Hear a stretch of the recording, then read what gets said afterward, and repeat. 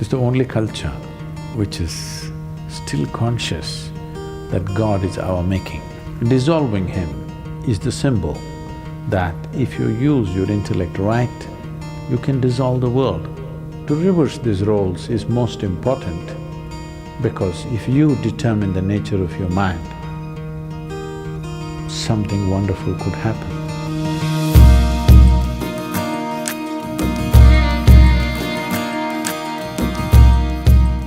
There is a festival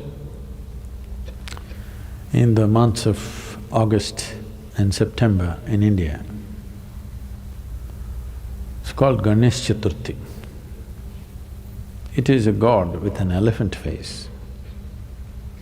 It was not supposed to be an elephant, it was supposed to be a ghana. Somewhere one artist made a mistake and it became an elephant. It's called Ganapati, that means the chief of ghanas. So, they will make an image of Ganesh with clay, unburnt, and then they will paint him up nicely. Some people do without paint, some people will do with paint. And then they will worship him and huge festival, music festivals happening around him, big events. Some people build huge ones, 108 feet tall, big ones.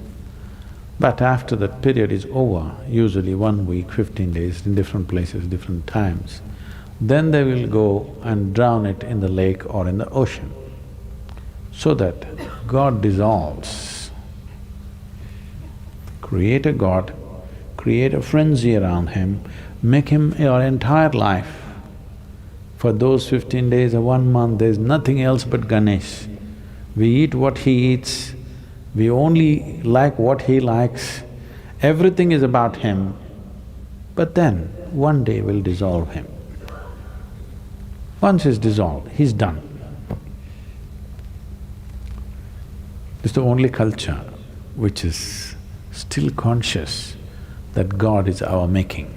So, he is the symbol of intellectual activity because he wrote great scriptures and the sage who dictated the scriptures to him, the challenge for him from Ganesh was, he should not pause in the dictation.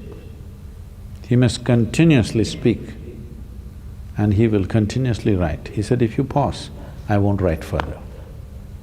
It's a test for the sage, whether what he's speaking is really a fountainhead of his being or is it something scholarly that he makes up in his head. So Ganesh said, only uninterrupted dictation, if you do, I will write. If you pause somewhere, once I keep my pen down, I will not write again. So sage Vyasa spoke uninterrupted. It went on for months on end. Ganesh wrote without missing a single word, the best stenographer you can have.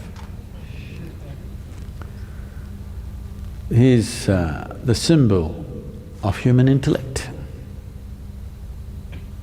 This is very symbolically right because this is the nature of your intellect. You can use it to consciously imagine something. Wonderful imagination, a man with an elephant head. An elephant head because that's the biggest head you can find on the planet. That means lots of brain. So, the symbol of human intellect, dissolving him is the symbol that if you use your intellect right, you can dissolve the world. Dissolving the activity of your intellect is no problem. Once you dissolve the world with your imagination, switching off the imagination is not a big problem. You can obliterate the universe with your imagination.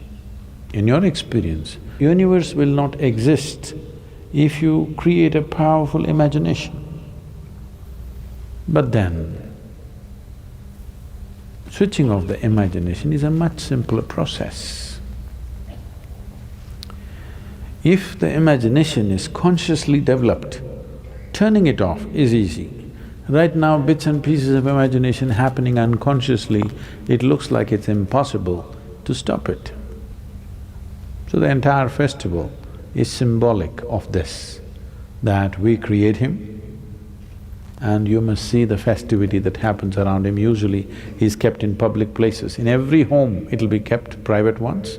Apart from that, on the streets, big ones, many streets will be blocked for this 15 days to 30 days, traffic stopped, everything. He will be sitting right in the middle of the street, big celebrations, music, stuff happens around it, people live around him for this period.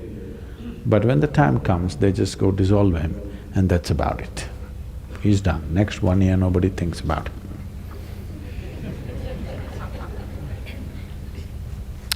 If you could do this full-fledged with your imagination and your intellect, oh, this mind or this activity that we call as mind, I want you to get this clearly. Your mind is not an absolute thing. It is only a certain type of activity. No activity, no mind. Yes or no? Suppose you have no thought at all right now. Do you have a mind? Oh, I have a mind, I don't have a mind. Yes, you have, because that's a thought. If there is no thought, there is no such thing as mind because it's a certain activity. Consciousness is capable of being here without the assistance of activity. Activity does not make consciousness. Consciousness makes activity. I move the hand does not move me. It's me who moves the hand. Similarly, it's me who moves the mind. It's not the other way round, but it's become the other way round. The nature of your mind has become you, isn't it? All the freaky stuff that your mind does has become your quality, isn't it? Now, to reverse these roles is most important because if you determine the nature of your mind, something wonderful could happen. If your mind determines the nature of who you are, it is an accident. Is it a terrible accident or not? That situations decide, but it's an accident.